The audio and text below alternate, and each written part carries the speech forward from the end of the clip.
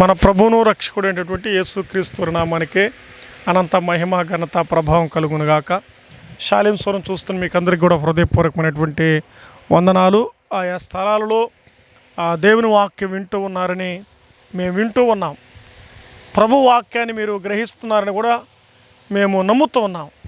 అంత మాత్రమే కాదు, ఈ వాక్యాన్ని మీ సంఘాలు ధ్యానం చేస్తున్నారని కూడా మేము నమ్ముతూ ఉన్నాం.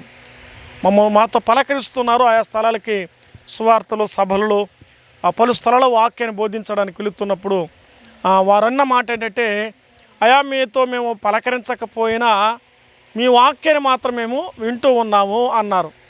అంత మాత్రమే కాదు, సంఘాలకు కూడా వాటిని బోధించే గొప్ప అవకాశాన్ని కూడా ప్రభు కలిగిస్తున్నాడని చెప్పడం మేమెంతగానో సంతోషిస్తున్నాం. ఈ పరిచయ కొరకై ప్రత్యేకంగా ప్రార్థన చేయండి.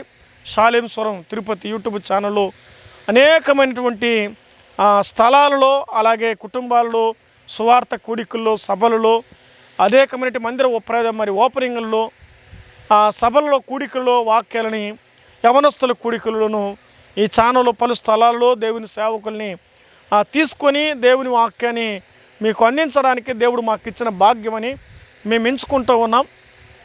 ఇది మా గురి, ఇది మా గమ్యం. ఆత్మానుసారంగా మేము ఆరంభించాం. ఆత్మానుసారంగా ప్రారంభించబడి ఆయన రాకడ పర్యంతం చేయాలని మా ఆశ. అట్టి విధంగా ఈ కార్యక్రమాలు నడిపించబడడానికి ప్రభువు పరిశుద్ధులను ప్రేరేపించగా, పరిశుద్ధుల ప్రోత్సాహాన్ని బట్టి, పరిశుద్ధుల యొక్క ఇవ్వబడినటువంటి ఆతిథ్యమును బట్టి, వారు ఇవ్వబడినటువంటి ఈవులను బట్టి, సమర్పణను బట్టి ఇట్టి పరిచర్యను దేవుని కృపలో చేయగలుగుతూ సేవలు ముందుకు సాగుతున్నామని మీకు తెలియచేస్తూ ఉన్నాం. పరిశుద్ధులుగా మీరు అందరూ చేయవలసింది ఏంటో తెలిసిన, ఈ పరిచర్య కొరకు మీరు ఏం చేయాలంటే ప్రార్థన చేయాలి. మేము పలు స్థలాలకి యవనస్తులు తీసుకొని ప్రయాణాలు వెళుతుంటున్నాం. ఈ రోజుల్లో పరిచర్య చేస్తున్నటువంటి మా ముందున్న మహాభక్తులు చూస్తున్నప్పుడు వారి పరిచర్యలో మేము ఎంతటి వారం అనుకుంటాం. అనేక ఊర్లు, అనేక స్థలాలు తిరుగుతూ కొన్ని వందల కిలోమీటర్ల సేవ చేసినటువంటి భక్తులు ఎంతోమంది దేవుని కొరకు రగిలించబడిన వారు ఉన్నారు, వెలిగించబడిన వారు ఉన్నారు. రాత్రి వేళ అల్పుడైన నాకు కూడా ఇటు అవకాశాన్ని కలిగిస్తున్నాడని దేవుని బట్టి నేను హర్షిస్తూ ప్రభుని నేను స్తుతించగలుగుతున్నాను. దేవుని వాక్యంలోంచి ఈ రాత్రిపూట దానియేలు గ్రంథం 6వ అధ్యాయం 16వ వచనాన్ని చదువుకుందాం.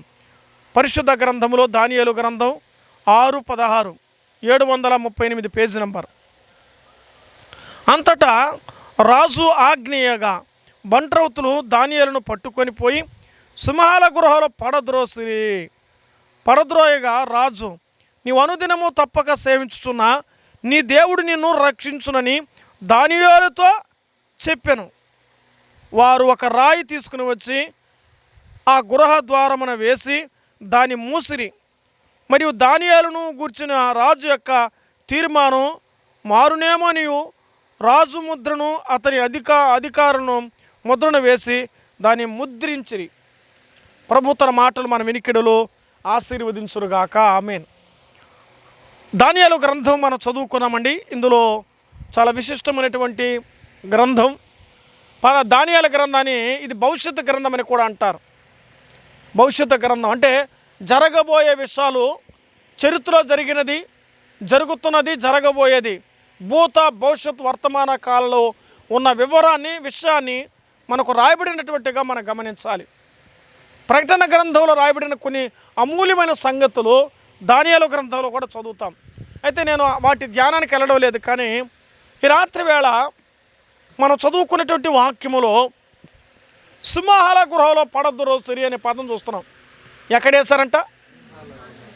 ఎవరిని వేశారు? దానియేలు సింహాల గృహంలో వేశారు. మరి సింహాల గృహకి ఎవరు వెళ్ళాలి? వాస్తవానికైతే ఎవరైనా తప్పు చేస్తే, రాజాజ్ఞని వ్యతిరేకిస్తే, రాజు చెప్పినట్టు చేయకపోతే సహజంగా వేయాలి. కానీ అక్కడ జరిగిన విశేషం ఏమిటో తెలుసా?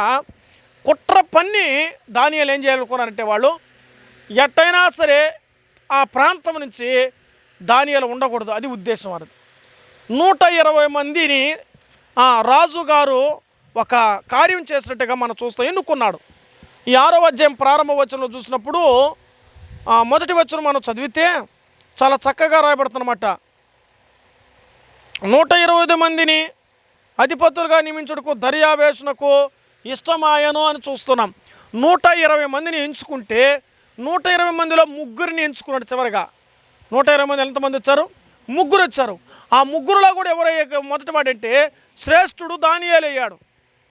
మిగిలిన వారందరికీ ఏమొచ్చింది? ఇప్పుడు ఎంతమందికా? 119 మందికి ఎవరి మీద కోపం తెలిసినా, రాజుగారు ఇతను మాత్రం బాగా ఎంచుకున్నాడు, గొప్పవాడు అనుకుంటాడు.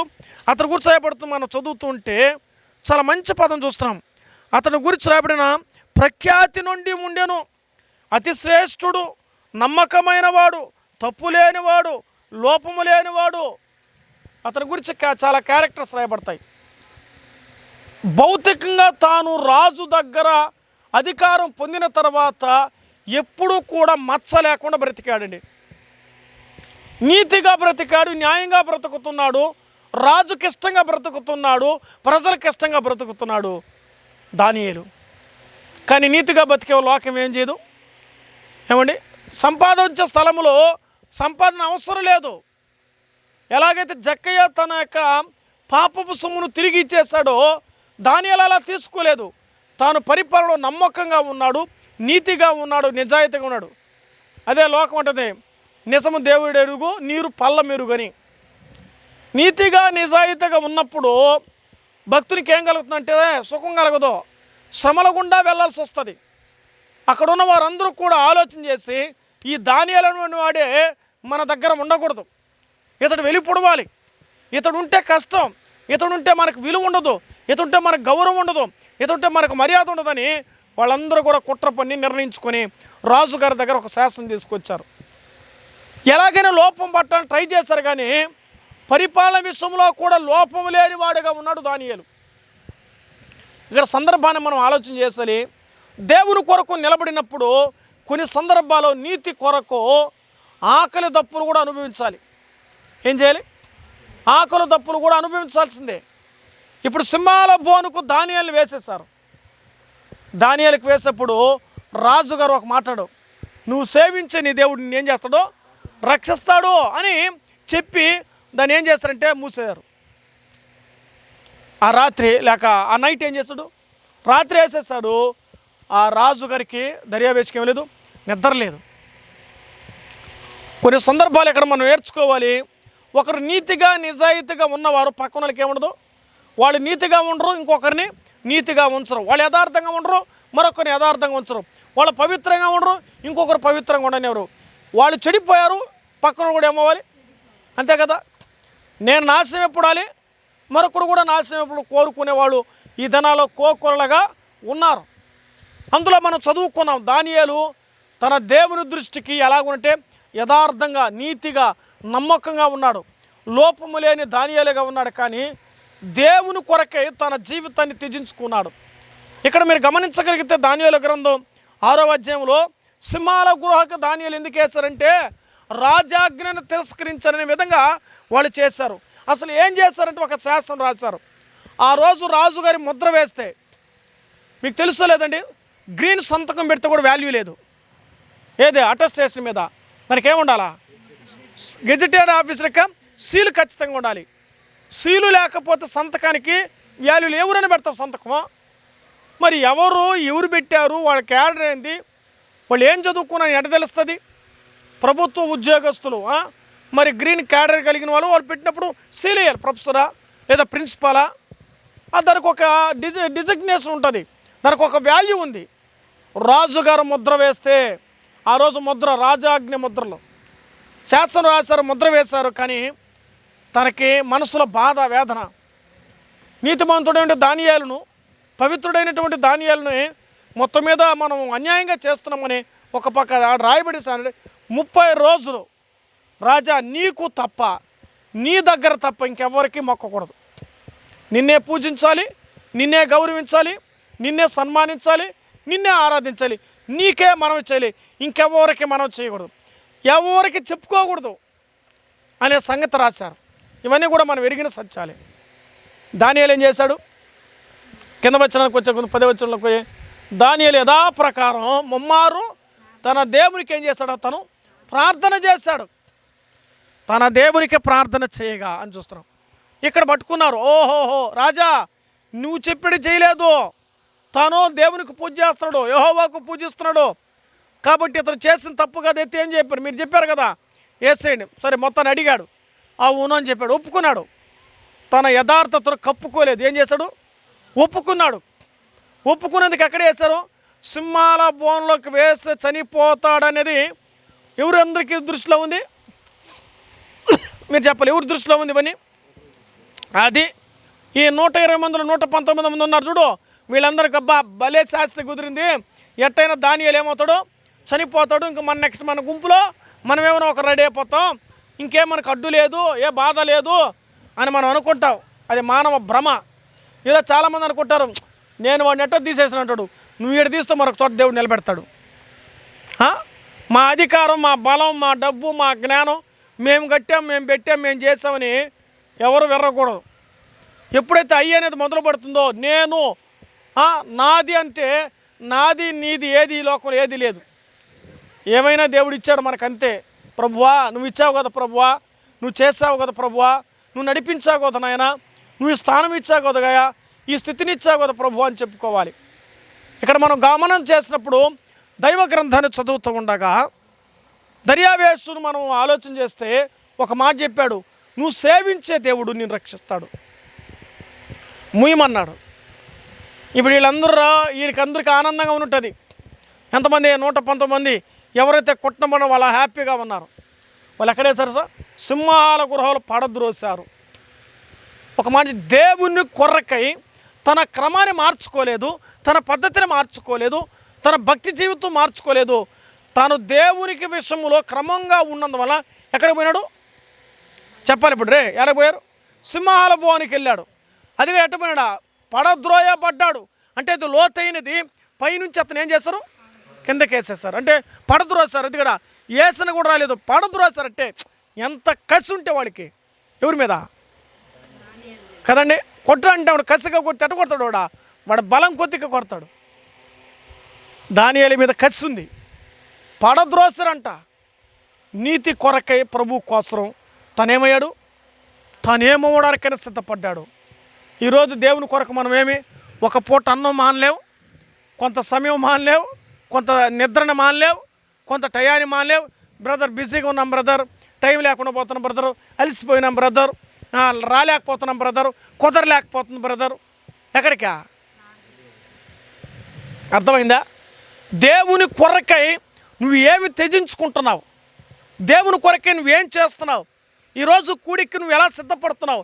ఈ రాత్రి నీకు తెలుసు కదా అమ్మా, ఈ రాత్రి నీకు తెలుసు ఎక్కడ ఏం జరుగుతుందో నీకు తెలుసు. మళ్ళీ ఏం చేయాలి, పిలవాల్సిన అవసరమే లేదు. లోకం మాడినట్టు కాదు, పిలిస్తేనే వస్తాను, పిలవకపోతే నేను రాననే దానికి కాదు. ఏమండి, చీమల్ని ఎవరైనా పిలుస్తారా, ఎవరైనా పిలుస్తారండి? గద్దకి ఎవరైనా ఆహారం కేలమని గద్దకి ఎవరు చెప్తారా, ఎవరు వెళ్ళరు. అర్థమైందా? ఇంకో విషయం నేను చదివాను, వింటున్నాను. తన జీవితంలో తాబేలు మనం గమనం చేస్తే, నీళ్ళలో ఉన్న తాబేలు కొంతకాలం బయట వచ్చి గుడ్లు పెట్టి తను పొదిగించుకొని తిరిగి తన పిల్లలు ఏం చేస్తుంది? అదా ఎవరు నేర్పించారు దానికి? తన పని తాను చేస్తూ ఉంది. పక్షి తన పని తాను చేస్తుంది, చీమలు తన పని తాను చేస్తుంది. కానీ మానవుడు మాత్రం దేవుడు ఇచ్చిన పని మాత్రం చేయడు. ఏం చెప్తాడు తెలుసా, బ్రదర్ నాకేమీ లేదు, టైమే లేదు, ఆదివారం రోజు పెందలక్కడ ప్రభు దగ్గర ఆ రోజే నిద్రపోతాం బాగా, ఆ రోజే బాగా నిద్ర వస్తుంది, ఆ రోజే ఒళ్ళెలిసిపోతుంది. మిగతా రోజుల పని అంటే మాత్రం ఎంత వస్తారో ఆడు అడిగే వాళ్ళు ఉన్నారు, ఇక్కడ అడగని వాళ్ళు ఉన్నారు. ఆ రోజు ఉద్యోగం వండుకోకపోయినా ఓట్లు తెచ్చుకుని తిందాంలే, కానీ ఆదివారం వండుకొని తినేసే పోవాలి. అర్థమైందా? దేవుని కొరకు ఏం త్యజిస్తున్నావు దానియేలు వలె? ప్రభు కొరకు నీ బలాన్ని, ప్రభు కొరకు నీ సమయాన్ని, ప్రభు కొరకు నీ జీవితాన్ని ఏమి హెచ్చించుకుంటున్నావు?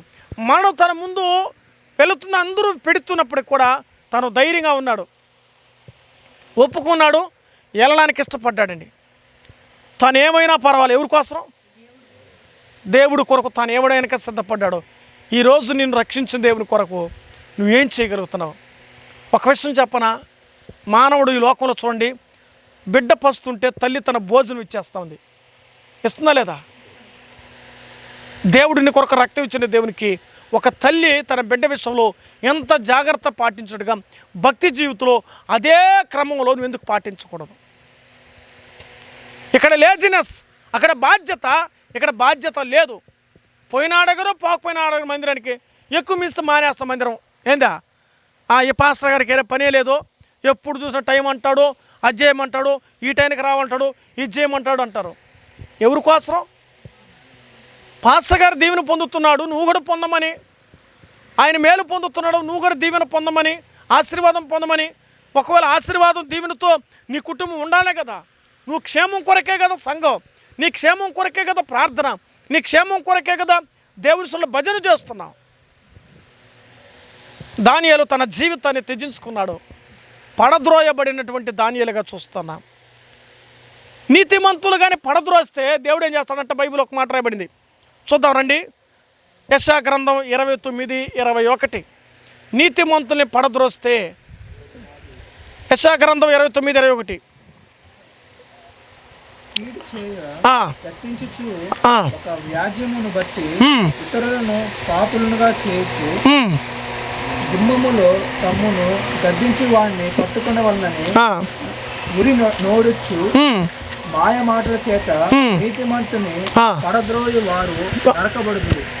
నీతిమంతులు పడద్రోయి వారు ఏమవుతారట? ఎముకలు పట్ట నరకేస్తుంది అంతే. ఏందా అది సింహాల గృహలో ఈ ఎవరైతే కుట్ర పన్నారో వారి కుటుంబస్తులంతా ఎత్తి వేస్తూ ఉంటే అవి వాళ్ళు నేల పడకుండా వాళ్ళు చీల్చివేసి ఎముకలు కూడా తుక్కునీళ్ళు చేసేది. తుత్తునీలుగా చెప్పండి మీరు దానియేలు గ్రంథం 6వ అధ్యాయం చదవండి. అంటే మీరు గమనించండి, అది ఎంత ఆకలితో ఉండాలి. మీరు బాగా గమనించండి. ఒకవేళ ఆహారం కానీ దానికి ముందే పెట్టుంటే అది లేని కూడా లేదు. ఎందుకో ఆల్రెడీ కడుపు నిండిపోయింది. కడుపు మీద ఇంకేం తింటారు? ఎక్కువ తినలేము కదా. మీకు ఇక్కడ అర్థం కావాలి. నీతిమంతుల జోలికి వస్తే దేవుడు ఏం చేయడు? ఊరుకోడు. దేవుని సేవకుల మీదకి వస్తే దేవుడు ఆయన ఊరుకోరు. దేవుని కార్యాన్ని ఆపేవారిని మీద దేవుడు ఊరుకోడు. జోక్యం చేసుకుంటారు. విశ్వాసులారా, మీ సేవకులకు లోబడండి, మీ పరిచారకులకు విలువివ్వండి. వాళ్ళు భౌతికంగా చూడొద్దు వాళ్ళని. ఈ వాక్యం ఎవరంటున్నారు జాగ్రత్తగా వినాలి. నీ సేవకుని భౌతిక రూపం చూడొద్దు, నీ సేవకుని ఇల్లు చూడొద్దు, నీ సేవకుని పరిస్థితులు చూడొద్దు. నీ సేవకుని భక్తి చూడు, నీ సేవకుని బాధ్యత చూడు, నీ సేవకుని సంఘ నడుపుదల చూడు, నీ సేవకుని ప్రార్థన చూడు, నీ సేవకుని విశ్వాసం చూడు. అంతే తప్ప దాన్ని బట్టి గౌరవించు. నీకంటే ఎక్కువగా దేవునితో గడుపుతూ దేవుని అన్వేషిస్తూ నీ కొరకు ప్రార్థన చేస్తున్నాడు. అట్టి సేవకుల మీద మీకు ఎందుకు విరోధాలు, ఎందుకు పగలు, ఎందుకు కక్షలు, ఎందుకు కోపాలు, ఎందుకు ద్వేషాలు, ఎందుకు ఆటంకపరుస్తున్నారు? దేవుని కార్యానికి ఆటంకం జరిగించారు. దానియేలు ఇక్కడ ప్రార్థన చేయకూడదు అనుకున్నారు, కానీ సింహాల గృహాలు చేస్తుంటాడేమో. ఏం చేస్తుంటాడు? సింహాల గృహాలు చేస్తుంటాడా లేదా? చావులేదు కాబట్టి ప్రార్థన చేశాడు. పైన ప్రార్థన చేస్తాడు, సింహాల గృహాలైనా ప్రార్థన చేస్తాడు. ఎందుకో తెలుసా? దేవుడు ముందుగానే ఆజ్ఞించాడు, ఏం కాకూడదు, దానియేలుకి ఎటువంటి హాని జరగదు. సింహ నోళ్ళని ఏం చేశాడు దేవుడు? సింహాల నోళ్ళని మూయించండి. మీరు అనుకోవచ్చు సేవకుడికి అది చూసేసినాం అయిపోయింది ఇంకేమీ లేదనుకోవద్దండి. మీరు ఎంత చేసినా ఆయన నిలబడితే అది ఆశీర్వాదకరంగానే ఉంటుంది. సేవకుడు నీకు దూరం అవుతున్నంటే నీ సంఘానికి పెద్ద కీడు ఏర్పడుతుంది, నీ సంఘానికి పెద్ద సమస్య ఏర్పడుతుంది, నీ భక్తికి లోటు కనపడుతుంది. సేవకుడు కన్నీరు విడిచి వెళ్ళకూడదు. గౌరవించాలి, సేవకుడిని సన్మానించాలి. ఆ రోజు దేవుని కొరకు నిలబడి ఉన్నటువంటి వ్యక్తి. ఒక విషయం చెప్పనా, వాళ్ళ నపుంసకులు వాళ్ళకి ఏం ఆస్తులు లేవు, వాళ్ళేం కూడబెట్టుకోవడానికి చేయలేదు. రాజుగారి దగ్గర ఉండేవాళ్ళు మీరు ఎవరైనా చదవండి. వాళ్ళు ఎందుకు నపుంసకుల్నే రాజులు ఎంచుకుంటారంటే పెళ్ళాం పిల్లకాయలు ఉండకూడదు వాళ్ళకి, సంసార బాధ్యతలు ఉండకూడదు వాళ్ళకి. ఒకవేళ ఉంటే వాడు కూర్చుకోవడానికి మరొక రాజుతో వీయమొందుతాడని నపుంసకుల్నే రాజులు ఎంచుకుంటారు ఎక్కువ కాలం. అందుకే కదా దానియేలు గ్రంథం 1వ అధ్యాయం మీరు చదవండి. వాళ్ళని ఎన్ని రోజులు పరీక్షించారు? 10 రోజులు పరీక్షించారు. నపుంసకులుగా చేయబడ్డారు వాళ్ళు. వాళ్ళ జీవితాలు దేవుని కొరకు నాజీరు చేయబడిన వారు. వాళ్ళకి ఏం కావాలి? కడుపునని తింటారు, రాజు చెప్పిన పని చేస్తారు. ఇంకంతే లైఫ్ స్టైల్. కూర్చుకునే అలవాటు వాళ్ళకి లేదు, చేర్చుకునే అలవాటు వాళ్ళకి లేదు. విశ్వాసులు ఎందుకు అంత కఠినంగా చూసుకుంటే పరలోకుల బహుమానాలు కూర్చుకోవడానికి వాళ్ళ ప్రయాస. సేవకుడు ప్రయాస దేనికి? పరలోకంలో తన పరిచర్యకు ఏం కావాలి? మంచి బిల్డింగ్ కావాలి, పరలోకంలో మంచి ఇల్లు కావాలి, మంచి పేరు కావాలి, మంచి స్థలం కావాలి, మంచి గౌరవం కావాలని సేవ చేస్తున్నాడు. ఎంతమంది సేవకులు ఉద్యోగాలు వదులుకొని తమ సమయాన్ని వదులుకొని ప్రభు పరిచయం చేసేవారు ఉన్నారు. కాబట్టి ఆలోచన చేద్దాం. దానియేలు విషయంలో జోక్యం చేసుకుంటే దేవుని కొరకు నిలబడినటువంటి పరిపాలన చేసి రాజుకు మేలు జరిగిస్తున్న వారిని ఆటంకపరిచినందున వల్ల తర్వాత ఏం చేశాడు? దేవుడు ఊరుకోకుండా వారిని అంతమొందించినట్టుగా మనం చూస్తూ ఉన్నాం. రెండో చూద్దాం రండి. పడద్రోయబడినటువంటి సింహాల గృహలో దానియేలు. మార్కు సువార్త 9వ అధ్యాయం 18వ వచనం. మరొక వ్యక్తులు పడద్రోయబడ్డారు, చూద్దాం. మార్కు సువార్త 9:18 త్వరగా చూద్దాం. అది ఎక్కడ వాని పట్టునో అదే వాడిని పడద్రోయను. ఇది ఎవరు? అది అనే పదం రాయబడిన చోటంతా కూడా ఎవరు తెలిసిన? సాతాను లేక అపవాది అని రాసుకోవాలి, లూసిఫర్ రాసుకోవాలి. అది పడద్రోయును. అది ఎక్కడ పడదొస్తున్నట్ట? సువార్త రాయబడింది. అది అగ్నిలోనూ మళ్ళా చదువు కింద నీళ్ళల్లోనూ చేస్తుంది. భలే తెలివైన పని. నీళ్ళు వేస్తే చచ్చిపోడుస్తాడు, అగ్గిలు వేస్తే కాల్చేస్తాడు. అర్థమైందా? అగ్గిలు వేస్తే కాలిపోతాడు, నీళ్ళు వేస్తే చచ్చిపోతాడు. ఎట్టయితే ఏమవ్వాలేడు? వాడు చావాలి. వాడు చచ్చితేనే కదా వాడికి బాగుంటుంది. ఎవరికా లేకుండా వాడు చచ్చిపోయేదాకా నాకు నెమ్మది లేదంట. చూడు, సైతాన్ ఆలోచన ఎవరు తెలుసా? ఆ మాట అనే వాళ్ళు సైతాన్లు అంతే. వాడు చచ్చితే నాకు బాగుంటుంది అనేవాడు మనస్తత్వం ఎవరు తెలిసిన? సాతాడు ఎప్పుడు కూడా చంపాలని కొట్టాడు. ఏమండి? శరీరాన్ని చంపుతాడు, దేహాన్ని చంపుతాడు, మనసును చంపుతాడు, ఆత్మను చంపడానికి ప్రయత్నం చేస్తాడు కానీ చంపలేడు. ట్రై చేస్తాడు ఎట్టనా కానీ ఏమైనా చేద్దామని, కుదరదు. ఆలోచించేది వైఖరి మారుస్తాడు, తలంపులు మారుస్తాడు, ఉద్దేశాలు మారుస్తాడు, నిన్ను పట్టి పీడిస్తాడు. ఇక్కడ మనం చూస్తే దేవుడు మరి మొదట మనం చదువుకున్న వాక్యంలో దానియేలు గ్రంథంలో మనం చూసినప్పుడు సింహాల గృహలో ఏం చేస్తారంటే తన వారు శత్రువులు పడదోశారో ఇక్కడ దయ్యమే పడదోస్తుంది. ఏం చేస్తుంది? దయ్యం పడదోస్తుంది. దయ్యం పడదోస్తే దేవుడు ఊరుకుంటాడా? అమ్మా, ఈరోజు ఎవరిని ఎక్కువగా పడదోస్తా చెప్పండి? అన్యులే కాదు ఎక్కువగా పడదోస్తుంది. విశ్వాసంలో పడదోస్తాడు, ప్రేమలో పడదోస్తున్నాడు, డబ్బులో పడదోస్తున్నాడు, వ్యాపారాలు పడదోస్తాడు. సంఘాల వ్యాపారాలు అయిపోయినాయి, సంఘాలు చీటిపాట్లు అయిపోయినాయి. ఇది పెద్ద సమస్య అయిపోయింది. సంఘాలు స్త్రీ పెత్తనాలు ఎక్కువైపోయినాయి, సంఘాలు నాయకత్వాలు ఎక్కువైనాయి. ఇలాగూ పడద్రోస్తున్నాడు వాడు. పడద్రోయం అంటే ఇది దీని అర్థం. ఆత్మీయంగా నువ్వు అర్థం చేసుకో. పడద్రోస్తున్నాం అంటే డబ్బు ద్వారా పడదోస్తున్నాడు, వ్యక్తుల ద్వారా పడదోస్తున్నాడు, కుట్రల ద్వారా పడదోస్తున్నాడు. అంటే విశ్వాసుల హృదయాలు చేమడు దూరి వాటన్నిటిని నాశనం చేస్తున్నాడు. విశ్వాసులు అది గమనించలేక నష్టపోతున్నారు. కొంతమంది రెచ్చగొడతారు. ఇన్నేళ్ళు ఉన్నావు కదా, నువ్వు చేయకపోతే ఎవరు చేయాలి? అప్పుడు అనాలి, నాకెందుకన్నా, దేవుడు ఇస్తే ఇస్తాడన్నా అని చెప్పరు. నిజమే కదా, ఇన్నేళ్ళు మనంగా చేసింది. అమ్మా, ఇదేమన్నా వారసత్వమా? దేవుని సేవ ఒకరు బలవంతం చేస్తే వచ్చేది కాదు. దేవుడు ఇస్తే ఎవరు చెప్పాల్సిన అవసరం లేదు. ఆయన ఇస్తే ఆటోమేటిక్గా నువ్వు చేయగలవు. కాబట్టి ఇది అర్థం చేసుకోవాలి. సైతాన్లు ఇలాగూ సంఘాలలో ఉన్న వారందరూ కూడా ఏం చేస్తున్నాడు? పాడు చేసి పడగొడుతున్నాడు, పడద్రోస్తున్నాడు. అది గుర్తుపెట్టుకోవాలి. రాత్రి వేళ నువ్వు ఎక్కడ పడిపోతున్నావు జాగ్రత్త. పడిపోయే పరిస్థితులు చేస్తుంటే దేవుడు ఊరుకోడు. వాళ్ళ దేవుని వాక్కులు ప్రకటన గ్రంథం రాయబడుతుంది 12:10. ఒక మాట చదువునైనా. ప్రకటన గ్రంథం 12:10 అక్కడేం రాయబడింది?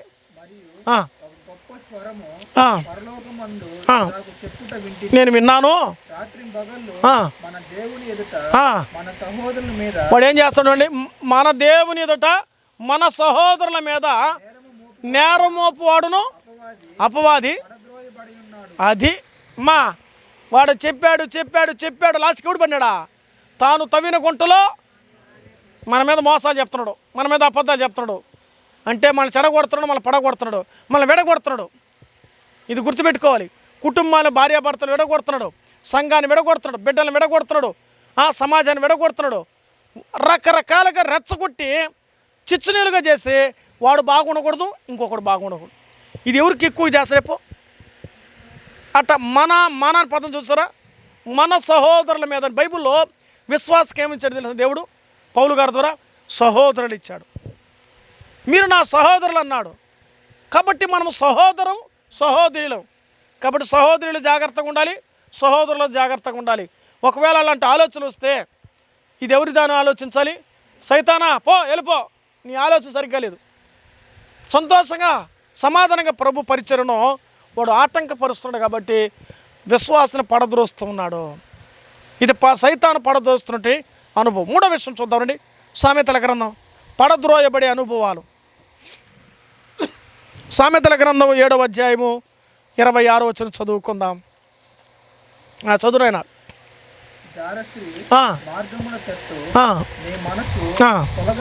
తొలగనీయకము, పోకము.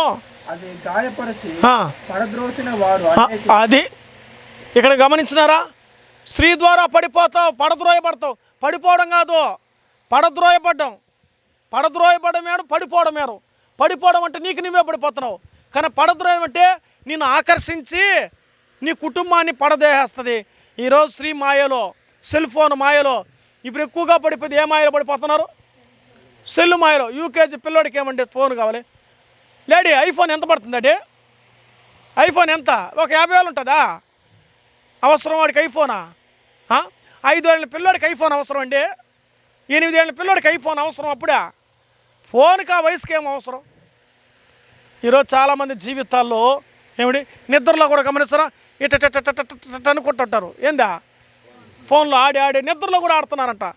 నిద్రలో కూడా ఇలా పడగొడుతున్నారు. చాలామంది జీవితాల్ని పడిపోయేటట్టు చేస్తున్నాయి. నిద్రలో కూడా దానికి కూడా ఏం తెలిసిన నొప్పి వచ్చేస్తున్న పేపర్లు వేసుకుంటున్నారు. దానికి ఎందుకు చెప్పా? వైబ్రేట్ రాకుండా. అవసరమా నీకైతే? 24 గంటలు ఏమిందా? సెల్లే. బైబిల్ చదువు, ప్రార్థన చెయ్యి. నీ మత్తు పోతుంది, నీ బ్రతుకు పోతుంది, నీ జీవితం మారిపోతుంది. బైబిల్ నీ దగ్గర ఉంటే దరిద్రత నీ దగ్గరికి రాదు. అర్థమైందా? ప్రభువు నీతో ఉంటే, సావాసంలో నువ్వు ఉంటే, ప్రభువుతో నువ్వు గడుపుతూ ఉంటే ఆటోమేటిక్గా నీ జీవితం మారిపోతుంది. అందుకే వాడు పడద్రోసే పరిస్థితిలో ఉన్నాడు, దేవుడు వాని కూడా పడదోస్తాడు. ఎవరైతే పడదోలుకున్నాడో ఏం చేస్తాడా దేవుడు? ఏనుంచా దేవుని కంటే పైన ఉంటానుకున్నాడు. దేవుడు ఏం చేయడా? అక్కడి నుంచి పడదోస్తాడు ఆయన. అంతే. దేవుడు పడదోమా, నీ పక్షాన దేవుడు చూస్తున్నాడు కాబట్టి జాగ్రత్తగా ఉండాలి. స్త్రీ విషయంలో పడిపోతున్నాం, అందువల్ల జాగ్రత్తగా ఉండాలి. ఈరోజు ప్రపంచం అంతా కూడా ఇదే ఘోరం. మోసపోయాను, చెడిపోయాను. ఏమవుతాయి మరి? ఇంకా ఈ మధ్య వాట్సాప్లు వచ్చిన తర్వాత అండి ఇంకా ఘోరాలు అయిపోయినాయి. ఇంకా ఘోరాలు. ఎంత ఘోరాలంటే ఒక్కొక్కరికి 2-3 ఫోన్లు మెయింటైన్ చేస్తున్నారంట హాస్టల్లో. 2-3 ఫోన్లు చెప్తున్నారు హాస్టల్లో ఉన్నాడు. కుటుంబాలు కూడా అప్పుడప్పుడు హాస్టల్లో పోయి చేరితే, సార్ ఏమంటే 10:30 ఫోన్ చేస్తారు. ఏమంటే ఏం చేస్తారు సార్? ఒక్కొక్కరు 3 మెయింటైన్ చేస్తున్నారా? ఏందమ్మా అంటే సెల్ ఫోన్లు అంట. ఒకటి పోతే ఒకటి ఫోన్ల మీద ఫోన్లు. కుటుంబ జీవిత దాంపత్యాలకి చెడిపోవడానికి కారణం చెప్పండి. ఈరోజు పడదోసే సెల్ ఫోన్ ద్వారా, స్త్రీల ద్వారా ఏమవుతున్నారు? మనిషి పడిపోతున్నాడు. పురుషుడే నీతిమంతుడే కాదు, అందరూ అంతే. మనిషి జీవితంలో పడిపోయే స్థితి వచ్చినందువల్ల జాగ్రత్తగా ఉండాలి. ఆ తర్వాత మనం గమనించగలిగిన మాట మనం గమనం చేస్తే, అసలు ఈ లోకం ఎందుకు అలా పడిపోతుందంటే, బైబిల్ గ్రంథంలో 36వ కీర్తన 12వ వచనం చూడండి. ఆయన ఎందుకు మానవుడు అలా పడిపోతున్నాడు? కారణం ఏమిటంటే పడి ఉన్నారు. అది పాపం చేస్తారు, పడ్డవే కాదు, పడద్రోయబడి ఉన్నారు. ఈరోజు సుఖాల కొరకు, భోగాల కొరకు, పాపాల కొరకు, సౌఖ్యాల కొరకు, సంతోషాల కొరకు, వినోదాల కొరకు, వారి జీవితంలో శరీర సుఖాల కొరకు, నేత్రానందం కొరకు, శరీరానందాల కొరకు మానవుడు పాపంలో పడిపోయి చివరికి పడద్రోయబడుతున్నాడు. వాడికి చివరికి మిగిలేదే తెలిసిన అగ్నిగుండమే. పాపంలో జీవించే వారికి మరి 2వ మరణం వారు ఖచ్చితంగా పారిపొందాలి. దేవుడు అన్నాడు, ఇలాంటి వారికి అగ్నిగుండం వెళుతుందని. యేసు ప్రభువు ఈ లోకంలో ఉన్నప్పుడే సువార్తను అందించాడు. ఆయన సువార్త ప్రకారం మారు మనసు పొందండి, పాపక్షమాపణ పొందండి, యేసుక్రీస్తు నామములో బాప్తిస్మం పొందితే మీరు పరలోకం మీకు అవుతుంది అన్నాడు. ఎవరైతే యేసు ప్రభువును నమ్ముకుంటారో వారికి పరలోక రాజ్యం. పాపాల నుంచి, శాపం నుంచి ఒప్పుకొని, దేవా నేను చేసిన పాపాలు క్షమించునాయనా, నా కుటుంబం పడిపోయింది, నేను పడిపోయాను, చెడిపోయిన ప్రభువు నన్ను రక్షించునాయనా, నా జీవితం యథార్థంగా ఉండాలి. అమ్మా మనం బాగుంటే మనం పడగొట్టే వాళ్ళు ఉన్నారు, చెడగొట్టే వాళ్ళు ఉన్నారు. కాబట్టి దేవుడే మన జీవితాలకు అండ. సైతాను మనం పడగొడుతుంటే ఎవరు తోడుగున్నారు? దేవుడే తోడుగా ఉన్నాడు. గుర్తిస్తున్నావా? నీ పక్షాన దేవుడు తోడున్నాడు. నీ నీడవలే నీకు దేవుడు తోడుగా ఉన్నాడు. ఇశ్రాయేలు కాపాడువాడు కునుకుడు నిద్రపోడు. నిన్ను కాపాడుతున్నాడు, నిన్ను రక్షిస్తున్నాడు, నిన్ను పోషిస్తున్నాడు, నిన్ను సంరక్షిస్తున్నాడు.